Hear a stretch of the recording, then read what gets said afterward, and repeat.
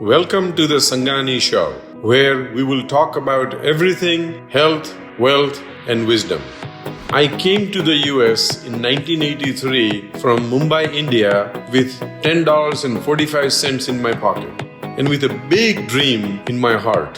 Now, I'm a practicing cardiologist, a businessman, an entrepreneur, life mentor, and most importantly, a dad.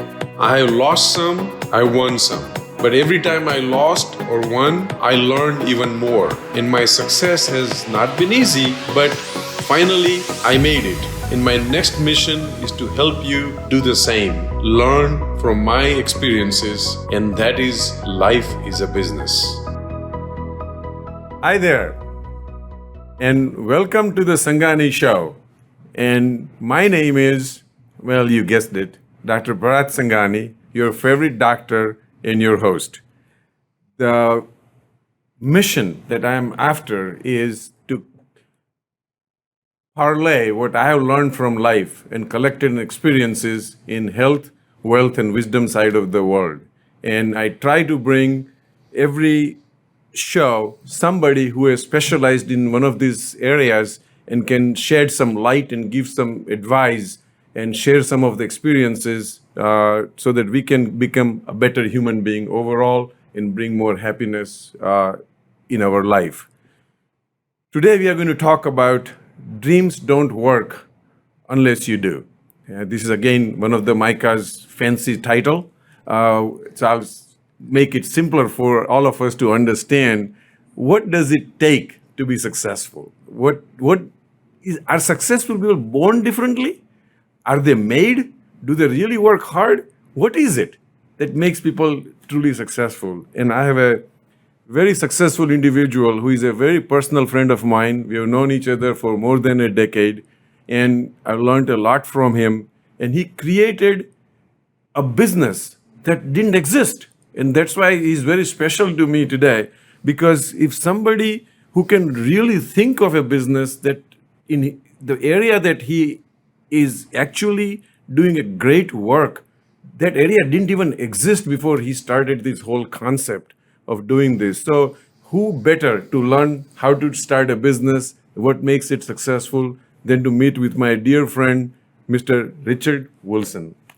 I don't want to take the thrill out of his own introduction, but just to give you a small background, he is a CEO and founder of the Family Office Club, the number one largest association of over 3,000 registered ultra-wealthy families and the family offices.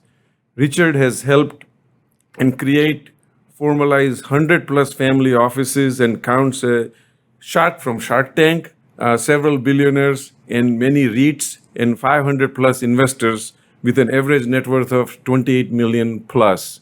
So you can now see how vast his network is and how many people he is helping. So, Richard, welcome to the show. Thanks for having me here, Brett. Appreciate it. We are very, very appreciative of you participating and parlaying your knowledge and wisdom to us. Tell us a little bit more than I just talked about you. Sure. Give our viewers more in depth of what you exactly do and what business you created and Sure. how did you end up here? Sure. Yeah. So I'm a father of three, and I've been married for over a decade. I'm probably the most boring social person that someone could go out with. I don't drink coffee. I don't drink alcohol. I don't smoke cigars to celebrate things. I don't watch sporting games. But I do love working on my business and doing a lot of outdoor stuff, as you know. And I started 14 years ago and started the Family Office Club. And over that time, we've written 13 books and hosted 150 events. And we've developed different divisions and platforms within the business. So the Family Office Club is the main entity, but we have a division on commercial real estate at commercialrealestate.com. We have billionaires.com, where we're interviewing billionaires and collecting best practices. And we also have doctor and dentist work and healthcare investments that we're doing. So those are the main components of the business. But at the center of it, I think it's important for people to understand that usually you get put in a box and people say, oh, this is a doctor, he must do doctor things, or this is a consultant. And in our business, we have grown this community, and we work with investors, and then there's people who are raising capital, and they come together in the community to all kind of learn together and trade best practices. Thanks. And I've been to Richard's several presentations. I've done a few myself, and it has been a great experience every time I've been there. I do not know where he finds time. He always responds to text, emails, and to not only me, everybody. Them I've talked to. He's just a phenomenal manager of his time. Richard, the biggest question I always have wondered about is what makes people successful? As I started talking, are they born successful? Are they made successful? Are they just lucky? You've met so many successful people in your company and in the work you do. Please tell us what you think. Right. I think it's a combination. I mean, obviously, anyone who's really successful knows that perhaps there was some good fortune along the way that happened to them, but they created maybe some of that good fortune. Where you're born, who you're born to, and what country at what time, obviously, some things are out of our hands. But I think it takes hard work and working smarter both all of the time. And I think that people get stuck thinking it's one of the two. So Gary Vaynerchuk often says that you need to be impatient in terms of how quick you act on things, but patient with the results. And if you put in the work and keep on getting smarter and innovating, the results will come over time. I think that also goes with knowing that what you do matters more than how hard you work, but you need to also work very hard, or somebody else who has more work ethic is going to run circles around you. So I think for me, it's a balance of both sides of the coin. No, that's a very interesting thought. And just to add a couple of points that what I found meeting with a bunch of successful people, and in my life, I'm very fortunate to have met a lot of successful people, a few billionaires and few inventors and few other non-financial world successful people. One thing I've noticed, Richard, I think you will agree with me that you must believe in yourself. Right. If you don't believe in yourself that you are going to be successful, I don't know that there is a soul out there will become successful. Now, some people are just geniuses. They don't care about success and they become successful. I'm not talking about those people. Right. But people who truly want to be successful, you must believe in yourself. That's number one in my thought process. The number two thing in my thought process is, and rightly he mentioned, you must continue regardless of anybody believes in you or not. Go to Michael Jordan, he will say he was kicked out of his basketball team. Right. And I can give you so many of those examples that people were just, Oprah Winfrey, that she was kicked out of the radio station and things like that. Right. So you really, if you believe in yourself and you stay persistent on it, and the hard work goes without saying. I don't even bring it as an issue. Again, there are very few geniuses who don't work hard and become successful. But I truly believe that there is no substitute for hard work. Every person I've met who are successful, no matter what they say, you may see them having fun here or there, but they truly work hard. Right. For those of you who have seen the Last Dance documentary with Michael Jordan, I don't know if you've seen that. Yes. And at one point, his coach says, "You're good, Michael Jordan. You're good, but without a lot of hard work, you're never going to be that good." And he came back to practice the next day and said, "You've never seen hard work. You're going to see someone work harder than you've ever seen in your life." And the rest of his career, he was on the court before everyone else. Even when he was MVP and had won championships, 3-4 times, et cetera, he still was outworking everybody around him. So I think that relates to what you just said, related to Michael specifically. No, that's very true. And then if you haven't watched the documentary, it has been fun watching the documentary. Yeah, I've watched it twice. I loved it. I also think that when someone's looking at what to work hard on and where to spend their time, what I found is Jim Collins' concept of the hedgehog concept, and only investing your time and money into things which fit your background and your DNA, which can make you a lot of money and that you're passionate in, and only doing those three things and filtering all opportunities and investments based on that allows you to avoid big mistakes. And if you layer on top of that, looking at things with inevitably growing demand in the future and where there's little competition, then you're really honed in and you're allowed to say no to everything else very quickly. And the only things you say yes to are things where you have a built-in advantage where there's little competition and growing demand. And if you don't do that, what I find is that people end up doing something they're passionate about. They can't make enough money to sustain doing it, or they get their lunch eaten by someone else who's more passionate. So they'll have that work ethic. You might not be a lazy person, but if you don't like what you're doing, maybe you're not going to work too hard at it. And if it's not based on your DNA and what you have a natural advantage in, then you're just going to be at a disadvantage from the very beginning, maybe the whole time you're in that industry or that job. So that's how I've been filtering everything in our business. We don't do anything where it's a crowded market and just copy someone's business model and go in there as number 8 in the field, et cetera. And that's really allowed us to build these niche businesses that are very high value in very small but very high value niches, and not have a lot of competition in there at the same time.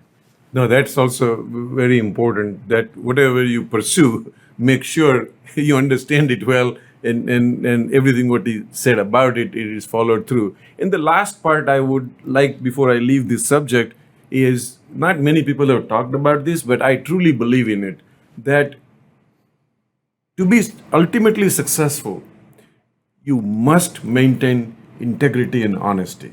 Right. And if you don't have integrity and honesty, I don't call it a success.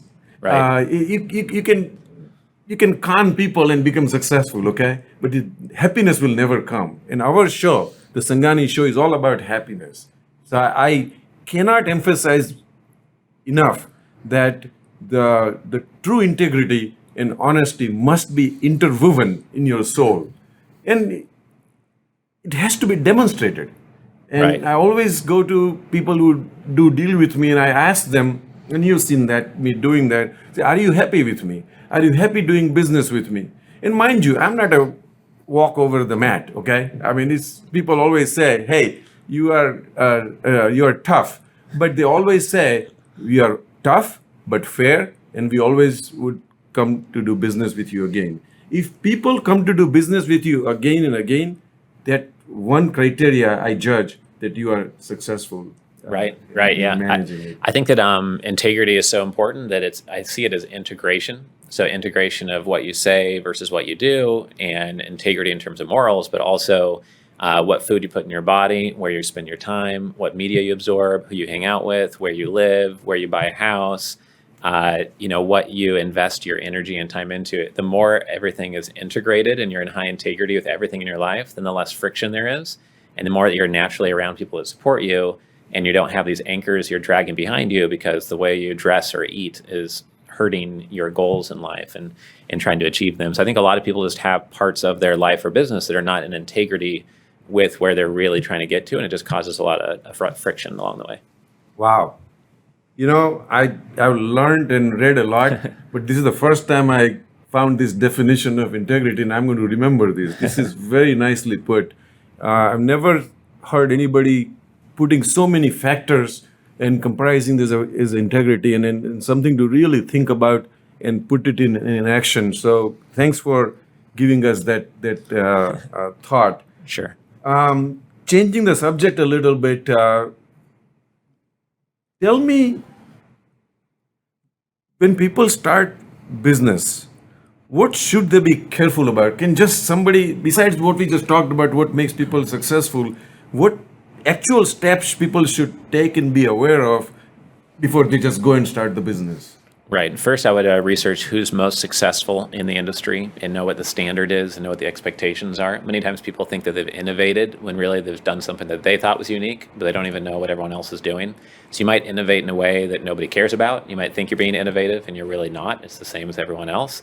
And you want to innovate in a way that is from a place of maturity. So Ken Wilber has a book called The History of Everything. He's a philosopher.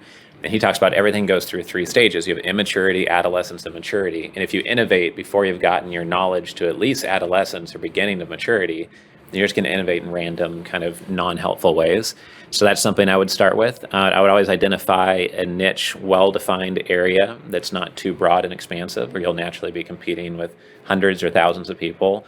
Look about upcoming trends that are coming up, and then really filter the opportunities by those screens that I talked about before. The last thing I'd say is that anyone who you're not sure about and you say, I can't put my finger on it, but this person just kind of rubs me the wrong way, or they just seem like not the type of person I want to work with, I would just really listen to your gut on that, because we have trillions of connections between the neurons in our brains that can be warning symbols to keep us from being eaten or starving out in the cold. And your brain might, and your subconscious might be protecting you from going forward with someone that, deep down you kind of know it's not ethical person or the right fit for you. No, very true. I think we still have room for one more question. Sure. And I don't want to let you go till I get as much wisdom out of you for our viewers and for myself. It's always a pleasure to learn from successful and smarter people than you are. And one of the things that I always maintain is everybody around me, I've made sure they are smarter than me. Then I'm well protected. And that's probably one of the reasons, one of the things that before you start a business, surround yourself with smarter people and listen to them. Just don't think you know it all when you are just starting out. Once you know it all and then you say you know it all, it's a different discussion. But when you don't know it all, listen to somebody. Experience counts a lot. So don't ignore other people's experiences. They do have some value in your growth or failure or success. But the last question that I really would like to address to you is: so many people come to you. What do they come to you for most? What are the challenges they come to you with and say, Richard, please help us with this? Right. I think most often it's creating a family office, which is just a private investor solution to manage their wealth more effectively. And they don't know what it means or if they need a virtual family office, et cetera. So we get asked that quite a lot. We also get a lot of questions and do a lot of workshops and training around raising capital. How do you approach investors and how do you attract them, et cetera. And a lot of what we discussed about how to start a business the right way helps you on the capital raising side. The more that you're integrated and focused on something that's of unique value, the more that investors who align with that will see that and recognize it. But also on the investor side, having a wealth management solution for an ultra wealthy person is all about integrity and integration. What they spend their time on day to day proactively should probably be directly related to how they created their wealth, either the industry or the skill set. And be aligned with that, and then outsource other things that you don't have a competitive edge in. And a lot of family offices get that wrong, and they try to control everything, or they outsource everything, and then they're not playing any offense; they're just playing pure defense. So I think those are the two things that come up most often. And one of my professors in college, related to your last comment about eventually you might be superior in something, he said, "There's nothing wrong with thinking you're superior in something if it's actually true. You don't have to be." Ashamed of that, and so it reminded me of that statement. Yeah. No, that's very true. Again, ladies and gentlemen, viewers, you just heard from the successful guy what he does. So I'm sure Micah will figure a way out to put his contact information on the screen, so you can reach out to him directly. You want to set up any family offices or need any investment advice or any which way you want to go and pick his brain, he's always available, has been greatly helpful to people like me as well as lots of other people like me. So feel free to reach out to him. And again, thanks for joining the Sangani Show. Thanks for being here. Please follow all the social media so we can communicate more with each other. I love the responses you guys are sending it to me. Some are making me a better human being, and some just make me chuckle. But either way, all of those responses are good responses. So let them keep coming. Please go to the website www.bharatsangani.com and please sign up for the Life is a Business today and see if we can share our experiences together. Richard, thanks again for joining us. It has been a pleasure. Sure. Yeah. Thanks for being a mentor to me as we work together. Appreciate it. Thank you.